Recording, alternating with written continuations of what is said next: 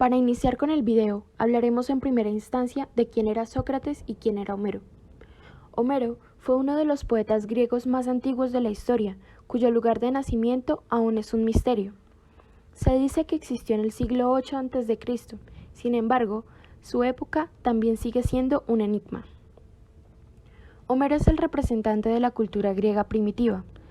La importancia educadora de Homero es evidentemente más amplia, puesto que no se limita al planteamiento expreso de determinados problemas pedagógicos ni a algunos pasajes que aspiran a producir un determinado efecto ético. La poesía homérica es una vasta y compleja obra del espíritu que no es posible reducir a una fórmula única. Sócrates. A Sócrates se le suele considerar como uno de los mayores filósofos de todos los tiempos, tanto de la filosofía occidental como de la universal. Su nacimiento se remonta al año 470 a.C. Sócrates es el fenómeno pedagógico más formidable en la historia del Occidente. Si bien Sócrates educa para formar buenos ciudadanos y políticos, le interesa formar un juicio crítico más que ofrecer una serie de conocimientos enciclopédicos y hacer preguntas orientadas a cambiar a las personas más que exhortar con discursos edificantes o dar respuestas fijas. Para el presente video y un mayor entendimiento, decidimos escoger unas categorías que consideramos pertinentes para el desarrollo del mismo. Estas se irán desplegando a lo largo del video, encontrando convergencias y divergencias desde las posturas de Sócrates y Homero. La primera característica sería la de ética.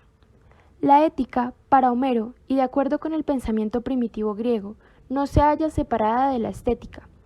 De esta brota una influencia positiva sobre el comportamiento moral, pues bien, en este sistema se condensa en el ideal heroico, en la ética que se desprende del comportamiento de sus héroes, ética que se caracteriza fundamentalmente por la forma normativa y la forma artística de la obra de arte, que se hallan en una acción recíproca y aún tienen una raíz común. Los últimos límites de la ética son, para Homero, como para los griegos en general, las leyes del ser, no convencionales del puro deber. Por otra parte, la ética socrática es aquella que nace del desarrollo de la virtud como pilar esencial del obrar correcto. Sócrates explica la ética como la práctica del bien perfecciona al ser humano.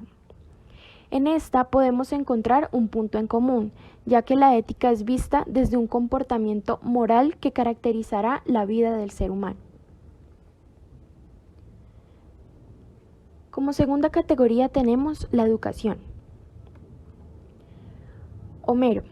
Homero es modelo de poetas, de artistas y de creadores. La educación que brindó la Grecia antigua se basó en la cima más alta de la literatura, la poesía. Pero no la poesía porque sí, sino la poesía épica, aquella que permite asomarse a la vida de los héroes y de los dioses, la que proporciona pautas y ejemplos que seguir en todos los campos y de manera particular muestra a sus coterráneos las mejores aretes a las que es posible aspirar. Sin embargo, si observamos la acción educadora de la poesía, se entiende que solo puede ejercer esta acción si pone en vigor todas las fuerzas estéticas y éticas del hombre, es decir, solo puede ser propiamente educadora una poesía cuyas raíces penetren en las capas más profundas del ser humano y en la que aliente un ethos. A su vez, nos da un esbozo de la existencia elegido y considerado en relación con un ideal determinado. La importancia educadora de Homero es evidentemente más amplia, puesto que ésta no se limita únicamente al planteamiento expreso de determinados problemas pedagógicos ni a algunos pasajes que aspiran a producir un determinado efecto ético. La poesía homérica es una vasta y compleja obra del espíritu que no es posible reducirse a una fórmula única. Sócrates. Para Sócrates, toda educación debe ser política. Tiene que educar al hombre necesariamente para una de dos cosas, ya sea para gobernar o para ser gobernado. La educación para la virtud política que él pretende establecer presupone en primer lugar la restauración de la polis en su sentido moral interior. La educación no consiste ya en el desarrollo de ciertas capacidades ni en la transmisión de ciertos conocimientos. Al menos, esto solo puede considerarse ahora como medio y fase en el proceso educativo. La verdadera esencia de la educación consiste en poner al hombre en condiciones de alcanzar la verdadera meta de su vida. Se identifica con la aspiración socrática al conocimiento del bien, con la frónesis.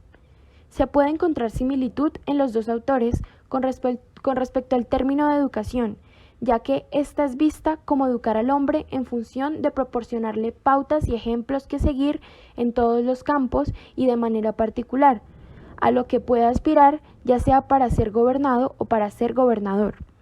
A su vez, la educación busca que se penetre profundamente en el ser humano en un sentido moral. Otra categoría es la del alma.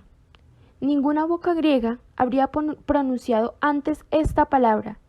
La palabra alma tiene por sus orígenes en la historia del espíritu un acento de valor ético o religioso. Sócrates pone en el alma como ese yo inconsciente, es decir, la conciencia y la personalidad intelectual y moral del individuo. En otras palabras, Sócrates consideraba el alma como una combinación de la inteligencia y el carácter de un individuo, y que el bien y el mal está dividido en tres categorías: el alma, el cuerpo y el externo. El cuerpo es el que contiene el alma y el externo se refieren a los bienes materiales, y las virtudes del individuo se sustentan en la combinación de estas tres categorías. El alma se separa del cuerpo con la misma nitidez que de los bienes materiales. La separación entre el alma y el cuerpo traza directamente la jerarquía socrática de los valores y una nueva teoría, claramente graduada, de los bienes, teoría que coloca en el plano más alto los bienes del alma. En segundo lugar, los bienes del cuerpo y en último término, los bienes materiales como fortuna y poder. Esta idea concibe la conducta moral como algo que brota del interior del individuo mismo. Ahora el dominio sobre nosotros mismos se ha convertido en una idea que se centra de nuestra cultura ética, la cultura moral, como algo que brota del interior del individuo. Aquí se concibe el alma como una fuente de valores humanos, la cual domina el cuerpo. Otra categoría es la categoría de política. En este término se pueden encontrar divergencias entre los dos autores, ya que desde Homero es posible distinguir las formas de gobernar el Estado. Primero, diferenció los tipos de vida, el político y el militar, sin desdeñar el agrícola. A su vez, para Homero, todo se puede aprender en sus poemas, desde el gobierno de la ciudad, la manera de dirigirse a la asamblea, los deberes de la lucha, hasta cómo construir un barco. En cambio, para Sócrates, el asunto político es aquel que, allende cualquier mejora social, actúa sobre el alma misma de sus conciudadanos para producir una revolución moral. Es decir, el Estado no podría conseguirse por la simple implantación de un poder fuerte exterior, sino que debía comenzar por la conciencia de cada cual, como hoy diríamos, o como se diría en el lenguaje de los griegos, por su alma. Es decir, propusieron la dialéctica entre la realidad y los modelos ideales con el fin de proponer estrategias de acción para los gobiernos y para el ciudadano. Cabe aclarar que también es posible encontrar algunas similitudes, ya que los dos buscan proponer estrategias de acción para los gobiernos y para el ciudadano. Filosofía. En este término se pueden hallar convergencias en los dos autores. La filosofía es tomada desde el punto de partida antropocéntrico, el cual el punto de partida es la naturaleza humana y a las leyes eternas del curso del mundo. No escapa a ella nada esencial de la vida humana. A su vez, la filosofía y la reflexión alcanzan la universalidad y penetran en la esencia de las cosas. Homero, por ejemplo, sostenía una filosofía que se dirige a la vida del humano y encuentra que ésta solo tiene sentido si hay una entrega a ella, al desarrollar de manera excelente todas las virtudes, arete, físicas y psíquicas con el fin de alcanzar el ideal del yo, que lo identifique como el mejor de los humanos. Categoría de la virtud. Tanto para Sócrates como para Homero, tanto las virtudes físicas como las morales no existen por separado, sino en ellas se encuentra una simetría de las partes, en cuya cooperación descansan el cuerpo y el alma. Arete. En el antiguo arete no tuvo inicialmente ninguna connotación moral explícita. Precisamente fue Sócrates el primero en otorgar a arete el sentido moral. Antes de Sócrates, el concepto de arete es usado con frecuencia por Homero, definido como una excelencia humana y superioridad de los seres no humanos. Se hablaba, por ejemplo, del arete de un caballo para referirse a su velocidad, su resistencia y su habilidad para salvar obstáculos, pues estas características son las que hacen excelente a un caballo. Sócrates, por su parte, comienza a aplicar el término arete al ser humano en general, al hombre en cuanto tal, y se refiere al arete del ser humano como aquello que hace a este mejor ser humano en general, pero además y sobre todo, mejor en un sentido moral.